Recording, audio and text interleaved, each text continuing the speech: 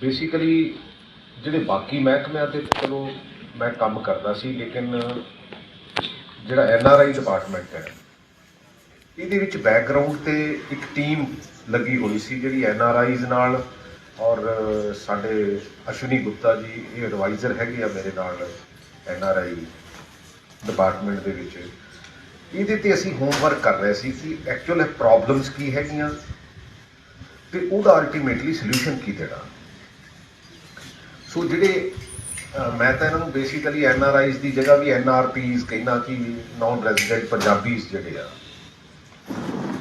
ਆ ਉਹਨਾਂ ਦੇ ਬੇਸਿਕਲੀ ਜਿਹੜੀ ਤਾਂ ਫਸਟ ਜਨਰੇਸ਼ਨ ਜਾਂ ਸੈਕੰਡ ਜਨਰੇਸ਼ਨ ਸੀ ਉਹਨਾਂ ਦਾ ਕਨੈਕਟ ਤਾਂ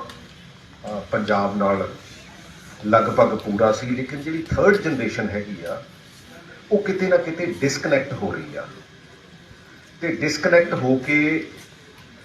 ਜਿਹੜੀ ਤੀਜੀ ਜਨਰੇਸ਼ਨ ਆ ਉਹ ਲਗਭਗ ਪੰਜਾਬ ਤੋਂ ਆਪਣੀਆਂ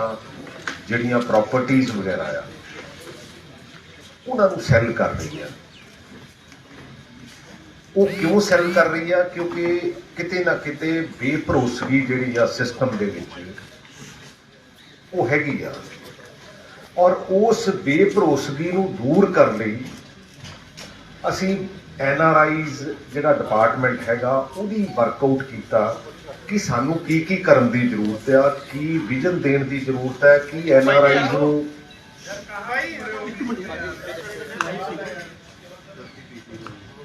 NRIs ਨੂੰ ਸਾਨੂੰ ਕਰਨ ਦੀ ਜ਼ਰੂਰਤ ਹੈ, ਤਾਂ ਕਿ ਉਹ ਜਿਹੜੀ ਸਾਡੇ ਤੋਂ ਡਿਸਕਨੈਕਟ ਹੋ ਰਹੀ ਹੈ ਜਿਹੜੀ ਥਰਡ ਜਨਰੇਸ਼ਨ ਆ ਉਹਨਾਂ ਨੂੰ ਦੁਬਾਰਾ ਜਿਹੜਾ ਆ ਪੰਜਾਬ ਦੇ ਨਾਲ ਜੋੜਿਆ ਵੀ ਜਾਵੇ। ਕਿਉਂਕਿ ਪੰਜਾਬੀ ਇੱਕ ਇਮੋਸ਼ਨਲ ਰੇਸ ਹੋਣ ਕਰਕੇ ਗੱਲ ਤਾਂ ਜ਼ਰੂਰ ਕਰਦੇ ਆ, ਲੇਕਿਨ ਉਹਦੀ ਇੰਪਲੀਮੈਂਟੇਸ਼ਨ 'ਚ ਕਿਤੇ ਨਾ ਕਿਤੇ ਕਾਫੀ ਜਿਹੜਾ ਉਹ ਗੈਪ ਹੈਗਾ।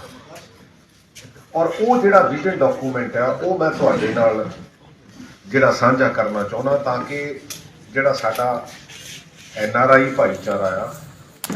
ਉਹ ਜਿੱਥੇ ਦੁਬਾਰਾ ਪੰਜਾਬ ਨਾਲ ਰੀਕਨੈਕਟ ਹੋਊਗਾ ਜਾਂ ਉਹਦੇ ਜਿਹੜੇ ਰਿਲੇਸ਼ਨਸ ਹੈਗੇ ਆ ਦੁਬਾਰਾ ਰਿਫਰੈਸ਼ ਹੋਣਗੇ,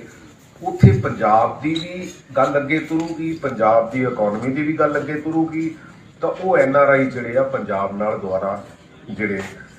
ਉਹ ਕਨੈਕਟ ਵੀ ਹੋਣਗੇ। ਸੋ ਉਹਦੇ ਲਈ ਅਸੀਂ ਜਿਹੜਾ ਆ ਖਾਸ ਕਰਕੇ ਜਦੋਂ NRI ਟਰੈਵਲ ਕਰਦਾ ਤੇ ਉਹਨੂੰ ਸਪੋਰਟ ਸਿਸਟਮ ਦੀ ਜ਼ਰੂਰਤ ਹੁੰਦੀ ਆ। ਉਹਦੇ ਲਈ ਅਸੀਂ ਇੱਕ ਵੈਬ ਪੋਰਟਲ ਜਿਹੜੀ ਆਨਲਾਈਨ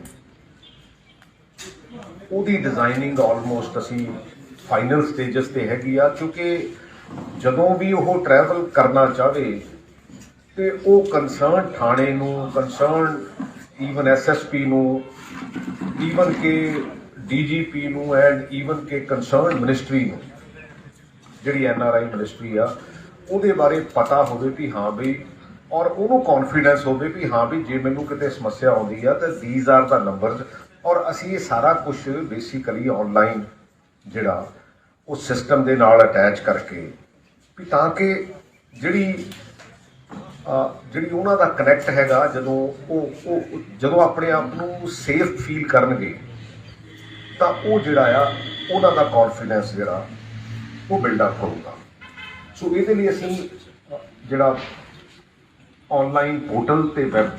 ਜਿਹੜਾ ਉਹ ਕ੍ਰੀਏਟ ਕਰ ਰਹੇ ਹਾਂ ਵੀ ਤਾਂ ਕਿ ਉਹ ਜਿਹੜਾ ਉੱਥੇ ਰਜਿਸਟਰਡ ਹੋ ਕੇ ਤਾਂ ਕਿ ਉਹਨੂੰ ਹਰ ਚੀਜ਼ ਜਿਹੜੀ ਆ ਉਹ ਅਸੀਂ ਐਪ ਜਿਹੜਾ ਆ, ਕਿਉਂਕਿ ਐਪ ਜਦੋਂ ਬਣਾ ਲਾਂਗੇ ਤੇ ਉਹ ਐਪ ਜਿਹੜਾ ਆ ਬੇਸਿਕਲੀ ਉਹਦੇ ਨਾਲ ਕਨੈਕਟ ਕਰਨਾ ਜਿਹੜਾ ਉਹ ਬੜਾ ਸੌਖਾ ਹੋਊਗਾ। ਔਰ ਸਭ ਤੋਂ ਜਿਹੜੀ, ਕਿਉਂਕਿ ਮੇਰੇ ਕੋਲ ਐਜੂਕੇਸ਼ਨ ਡਿਪਾਰਟਮੈਂਟ ਵੀ ਆ, ਇਹਨਾਂ ਦੇ ਜਿਹੜੇ ਸਕੂਲਸ ਤੇ ਯੂਨੀਵਰਸਿਟੀਜ਼ ਦੇ ਨਾਲ, ਕਾਲਜਸ ਦੇ ਨਾਲ ਜਿਹੜੇ ਸ਼ਾਰਟ ਟਰਮ ਕੋਰਸਿਸ ਹੈ, ਚਾਹੇ ਉਹ 3 ਹਫ਼ਤੇ ਦਾ ਹੋਵੇ, 6 ਹਫ਼ਤੇ ਦਾ ਹੋਵੇ, ਬੇਸਿਕਲੀ ਜਿਹੜੇ ਕਹਿ ਲਓ ਕਿ ਉਹਨਾਂ ਦੀ ਸਮਰ ਦੇ ਵਿੱਚ ਉਹਦੇ ਵਿੱਚ ਪੰਜਾਬ ਦੀ ਜੋ ਵਿਰਾਸਤ ਆ, ਪੰਜਾਬ ਦਾ ਜੋ ਕਲਚਰ ਹੈ ਉਹਨੂੰ ਬੇਸਿਕਲੀ ਪ੍ਰਮੋਟ ਕਰਨਾ ਵੀ ਤਾਂ ਕਿ ਮੈਂ ਕੁਛ ਕੁ ਯੂਨੀਵਰਸਿਟੀਜ਼ ਨਾਲ ਆਲਰੇਡੀ ਵੀ ਗੱਲ ਕਰ ਲਈ ਆ, ਕੁਛ ਕੁ ਜਿਹੜੀਆਂ ਐਜੂਕੇਸ਼ਨ ਇੰਸਟੀਟਿਊਸ਼ਨਸ ਹੈਗੀ ਆ ਉਹਨਾਂ ਨਾਲ ਆਲਰੇਡੀ ਵੀ ਗੱਲ ਕੀਤੀ ਆ, ਤਾਂ ਕਿ ਆਪਾਂ ਇੱਦਾਂ ਦੇ ਐਕਸਚੇਂਜ ਪ੍ਰੋਗਰਾਮ ਵੀ ਬਣਾਈਏ, ਤਾਂ ਕਿ ਸ਼ਾਰਟ ਟਰਮ ਕੋਰਸਿਸ ਵੀ ਬਣਾਈਏ, ਇਹ ਤਾਂ ਕਿ ਇਹ ਬੱਚੇ ਜਿਹੜੇ ਆ ਇਹ ਆਪਣੇ ਕਲਚਰ ਨੂੰ ਸਮਝ ਸਕਣ, ਇਹ ਆਪਣੇ ਕਲਚਰ ਦੇ ਵਿੱਚ ਜਿਹੜਾ ਉਹ ਦੁਬਾਰਾ ਆ ਸਕਣ। ਔਰ ਇਸੇ ਤਰ੍ਹਾਂ ਜਿਹੜਾ ਮੈਡੀਕਲ ਟੂਰਿਜ਼ਮ ਆ, ਅਸੀਂ basically to identify good hospital, ਕਿਉਂਕਿ ਦੇਖੋ ਮੈਡੀਕਲ ਟੂਰਿਜ਼ਮ ਦੇ ਵਿੱਚ ਜਿੰਨਾ ਚਿਰ ਕਈ ਵਾਰੀ ਡਾਕਟਰ ਕਈ ਵਾਰੀ ਮਾੜੇ ਹਸਪੀਟਲ ਕੋਈ NRI ਚਲੇ ਜਾਂਦਾ, ਕਿਉਂਕਿ ਸਾਰੀ ਦੀ ਸਾਰੀ ਇਨਫੋਰਮੇਸ਼ਨ ਜਿਹੜੀ ਆ ਅਸੀਂ ਉਹਨੂੰ ਆਪਣੇ ਨਾਲ ਜਿਹੜਾ ਉਹ ਐਨਰੋਲ ਕਰਾਂਗੇ, ਤਾਂ ਕਿ ਵੀ ਐਸ ਸ਼ਹਿਰ ਦੇ ਵਿੱਚ ਆਹ ਹਸਪੀਟਲ ਹੈਗੇ ਆ ਜਿਹੜੇ ਉਹਨਾਂ ਨੂੰ ਬੇਸਿਕਲੀ ਤਾਂ ਕਿ ਪ੍ਰੋਬਲਮ ਨਹੀਂ ਆਊਗੀ ਉਹਦੀ ਗ੍ਰੇਡਿੰਗ ਕਰਕੇ, ਤਾਂ ਕਿ ਉਹਨਾਂ ਨੂੰ ਪ੍ਰੋਬਲਮ ਨਾ ਆਵੇ ਵੀ ਜਿੱਥੇ ਇੱਥੇ ਉਹ ਜਿਹੜੇ ਉਹ ਵਾਪਸ ਆਉਣ। ਔਰ ਇੱਕ ਖਾਸ ਕਰਕੇ ਜਿਹੜਾ ਅਸੀਂ ਆਪਣਾ ਜਿਹੜਾ NRI ਜਿਹੜਾ ਕਮਿਸ਼ਨ ਹੈ ਉਹਦੇ ਵਿੱਚ ਅਸੀਂ ਇੱਕ ਫਾਈਨੈਂਸ਼ੀਅਲ ਐਂਡ ਕਮਰਸ਼ੀਅਲ ਵਿੰਗ ਜਿਹੜਾ ਉਹ ਡਿਵੈਲਪ ਕਰ ਰਹੇ ਹਾਂ, ਕਿਉਂਕਿ ਜਿਹੜੇ ਤਾਂ ਪੁਲਿਸ ਰਿਲੇਟਡ ਕੇਸ ਹੈ ਉਹ ਤਾਂ ਚਲੋ NRI ਕਮਿਸ਼ਨ ਦੇ ਵਿੱਚ ਚਲੇ ਜਾਂਦੇ ਆ, ਜਾਂ NRI ਥਾਣੇ ਹੈਗੇ ਆ, ਖੈਰ ਉਹਨੂੰ ਵੀ ਦਰੁਸਤ ਕਰਨ ਦੀ ਜ਼ਰੂਰਤ ਹੈ। ਮੈਂ ਉਹਦੇ ਨਾਲ ਵੀ ਬਹੁਤ ਜ਼ਿਆਦਾ ਹਜੇ ਸੈਟਿਸਫਾਈਡ ਨਹੀਂ ਹੈਗਾ, ਲੇਕਿਨ ਜਿਹੜੀਆਂ ਫਾਈਨੈਂਸ ਰਿਲੇਟਡ ਐਕਟੀਵਿਟੀਜ਼ ਹੈ ਅਸੀਂ ਉਹਦੇ ਲਈ ਜਿਹੜਾ ਫਾਈਨੈਂਸ਼ੀਅਲ ਤੇ ਕਮਰਸ਼ੀਅਲ ਵਿੰਗ ਜਿਹੜਾ ਕਮਿਸ਼ਨ ਦਾ ਉਹ ਆਉਣ ਵਾਲੇ ਸਮੇਂ 'ਚ ਇਨ ਪਲੇਸ ਹੋਊਗਾ, ਤਾਂ ਕਿ ਇਹਦਾ ਡਾਇਰੈਕਟੋਰੇਟ ਹੋਵੇ, ਔਰ ਡਾਇਰੈਕਟੋਰੇਟ ਹੋ ਕੇ ਉਹਦੇ ਨਾਲ ਇਹ ਜਿਹੜਾ ਕਮਰਸ਼ੀਅਲ ਵਿੰਗ ਹੈ, ਕਿਉਂਕਿ ਉਹਦੇ ਵਿੱਚ ਚਾਹੇ ਬੈਂਕਿੰਗ ਸਿਸਟਮ ਹੈ, ਚਾਹੇ ਕਈ ਵਾਰੀ ਹੁਣ ਵਿਰਾਸਤ ਦੇ ਕੇਸ ਆ, NRI ਵਿਚਾਰਾ ਕਦੀ ਕਿਤੇ ਜਾਂਦਾ, ਕਦੀ ਕਿਤੇ ਜਾਂਦਾ, ਕਦੀ ਕਿਤੇ ਜਾਂਦਾ, ਔਰ ਪ੍ਰੋਪਰਟੀ ਦੇ ਕੇਸਿਸ ਹੈਗੇ ਆ, ਈਵਨ ਟੈਕਸ ਰਿਲੇਟਡ ਕੇਸਿਸ ਆ, ਈਵਨ ਕਿ ਜਦੋਂ ਕੋਈ NRI ਪ੍ਰੋਪਰਟੀ ਵੇਚਦਾ ਤੇ 23% ਉਹਦੇ ਤੇ ਟੈਕਸ ਲੱਗਦਾ, ਔਰ ਉਹਨਾਂ ਕੋਲ ਸਮਾਂ ਘੱਟ ਹੁੰਦਾ, ਸਮਾਂ ਘੱਟ ਹੋਣ ਕਰਕੇ ਉਹ ਫਿਰ ਕਈ ਵਾਰੀ ਸਾਡੇ ਸਿਸਟਮ ਦੇ ਵਿੱਚ ਕਰਪਸ਼ਨ ਵੀ, ਕਈ ਵਾਰੀ ਕੀ ਕਰਪਸ਼ਨ ਤਾਂ ਹੈਗੀ ਆ, ਤੇ ਫਿਰ ਉਹਨੂੰ ਕਹਿੰਦੇ ਵੀ ਇੰਨੇ ਪੈਸੇ ਦੇ ਦੇ ਤਾਂ ਫਿਰ ਅਸੀਂ ਕਰ ਦਿੰਦੇ ਆ, ਲੇਕਿਨ ਦੇਰ ਆਰ ਵੇਜ਼ ਕਿ ਉਹਨੂੰ ਵੀ ਬਹੁਤ ਘੱਟ ਕਰਾਇਆ ਜਾ ਸਕਦਾ। ਔਰ ਜੇ ਉਹ ਸਾਰਾ ਕੁਝ NRI ਨੂੰ ਅਸੀਂ ਇੱਕ ਕੰਸੋਲੀਡੇਸ਼ਨ ਕਰਕੇ ਇੱਕ ਵਨ ਵਿੰਡੋ ਜਿਹੜੀ ਫੈਸਿਲਿਟੀ ਜਿਹੜੀ ਆ ਉਹ ਕ੍ਰੀਏਟ ਕਰਨ ਜਾ ਰਹੇ ਆ, ਤਾਂ ਕਿ ਜਿਹੜਾ NRIs ਹੈ ਉਹ ਇਸ ਤਰ੍ਹਾਂ ਮਹਿਸੂਸ ਨਾ ਕਰੇ ਕਿ ਹਾਂ ਵੀ ਮੈਨੂੰ ਕੋਈ ਆਪਣੇ ਸਿਸਟਮ ਤੋਂ ਜਿਹੜਾ ਉਹ ਬਾਹਰ ਜਿਹੜਾ ਉਹ ਕੱਢ ਰਿਹਾ, ਕਿਉਂਕਿ ਇਹਦੇ ਲਈ ਸਾਨੂੰ ਡਿਪਾਰਟਮੈਂਟ ਜਿਹੜਾ ਡਾਇਰੈਕਟੋਰੇਟ ਆ, ਕਿਉਂਕਿ ਉਹਦੇ ਵਿੱਚ 1-2 ਆਫੀਸਰਸ ਹੋਣਗੇ, ਪੂਰਾ ਡਾਇਰੈਕਟੋਰੇਟ ਹੋਊਗਾ। ਔਰ ਈਵਨ ਕਿ ਜੇ ਕੋਈ ਵੀਜ਼ੇ ਦੀ ਗੱਲ ਆ, ਹੁਣ ਕਈ ਵਾਰੀ ਕੀ ਹੁੰਦਾ ਕਿ ਵੀਜ਼ੇ ਪ੍ਰੋਬਲਮ ਆ ਜਾਂਦੀ, ਜਿਹੜੀ MEA ਆ, ਮਿਨਿਸਟਰੀ ਆਫ ਐਕਸਟਰਨਲ ਅਫੇਅਰ, ਉਹਨਾਂ ਨੂੰ ਪਤਾ ਹੀ ਨਹੀਂ ਲੱਗਦਾ, ਲੇਕਿਨ ਅਸੀਂ ਉਹਨੂੰ ਇਹ ਸਾਰੀ ਫੈਸਿਲੀਟੇਸ਼ਨ ਜਿਹੜੀ ਆ ਉਹ ਇੱਕ ਵਨ ਵਿੰਡੋ ਤੇ ਕਰਕੇ ਦੇਵਾਂਗੇ, ਤਾਂ ਕਿ ਉਹਨਾਂ ਦਾ ਬੇਸਿਕ ਆਈਡੀਆ ਵੀ ਉਹਨਾਂ ਦਾ ਜਿਹੜਾ ਕਨੈਕਟ ਆ ਉਹ ਸਾਡੇ ਨਾਲ ਜਿਹੜਾ ਰਵੇ, ਸਾਡੀ ਵਿਰਾਸਤ ਨਾਲ ਰਵੇ। ਸੋ ਇਹ ਬੇਸਿਕਲੀ ਅਸੀਂ ਜਿਹੜਾ ਉਹ ਵਿਜ਼ਨ ਡਾਕੂਮੈਂਟ ਜਿਹੜਾ ਬਣਾਇਆ, ਤਾਂ ਕਿ ਇਹਦੀ ਇੰਪਲੀਮੈਂਟੇਸ਼ਨ ਵੀ ਆਲਮੋਸਟ ਅਸੀਂ ਹਰ ਲੈਵਲ ਤੇ ਸ਼ੁਰੂ ਕਰ ਲਈ ਆ, ਤੇ ਇਹਨੂੰ ਥੋੜ੍ਹੇ ਸਮੇਂ ਦੇ ਵਿੱਚ ਇਹਨੂੰ ਇਨ ਪ੍ਰੈਕਟੀਕਲ ਲਿਆ ਕੇ, ਤਾਂ ਕਿ ਉਹ ਜਿਹੜੇ NRIs ਆ ਜਿਹੜੇ ਸਾਡੇ ਨਾਲ ਕਿਤੇ ਨਾ ਕਿਤੇ ਹੌਲੀ, ਕਿਉਂਕਿ ਸਾਡੇ ਸੋਤਾ ਸਾਹਿਬ ਨੇ ਇਹ ਤਾਂ ਬਹੁਤ ਫਰੀਕੁਐਂਟ ਹੈ, ਬਟ ਇਹਨਾਂ ਕੋਲੋਂ ਜੋ ਫੀਡਬੈਕ ਮਿਲੀ ਆ, ਜੋ ਅਸੀਂ ਹੋਰ NRIs ਕੋਲੋਂ ਜਿਹੜਾ ਡਿਸਕਸ਼ਨ ਕੀਤੀ ਆ, ਕਿ ਕਿਉਂਕਿ ਇਹ ਜਿਹੜੇ ਖਾਸ ਕਰਕੇ ਜਿਹੜੀਆਂ NRIs ਦੀਆਂ, ਕਿਉਂਕਿ ਇਹਨਾਂ ਦਾ ਜਿਹੜਾ ਰਿਡਰੈਸਲ ਗ੍ਰੀਵੈਂਸਸ ਜਿਹੜੇ ਆ ਇਹਨੂੰ ਰਿਡਰੈਸ ਕਰਨ ਦੀ ਜ਼ਰੂਰਤ ਹੈਗੀ ਆ, ਕਿ ਅਸੀਂ basically it has to be a nodal department ਅੱਜ ਦੀ ਤਰੀਕ ਦੇ ਵਿੱਚ, ਕਿਉਂਕਿ ਡਾਇਰੈਕਟੋਰੇਟ ਵੀ ਨਹੀਂ ਹੈਗਾ ਇਹਦੇ ਵਿੱਚ। ਅਸੀਂ ਕੋਈ ਜਿਹੜਾ ਐਪ ਨਹੀਂ ਬਣਾਇਆ, ਪੋਰਟਲ ਜਿਹੜਾ ਸਾਡਾ NRI ਦਾ ਬੇਸਿਕਲੀ ਇੱਕ ਸਰਕਾਰੀ ਸਿਸਟਮ ਦੇ ਵਿੱਚ ਹੈਗਾ, ਉਹਦੇ ਵਿੱਚ ਬਹੁਤ ਜ਼ਿਆਦਾ ਜਿੱਦਾਂ ਕਹਿ ਲਓ ਕਿ ਅਪਡੇਟ ਨਹੀਂ ਹੈਗਾ, ਇਹਦੇ 'ਚ ਕੋਈ ਦੋਰਾਵਾ ਨਹੀਂ, ਕਿਉਂਕਿ ਅਲਟੀਮੇਟਲੀ ਥੱਲੇ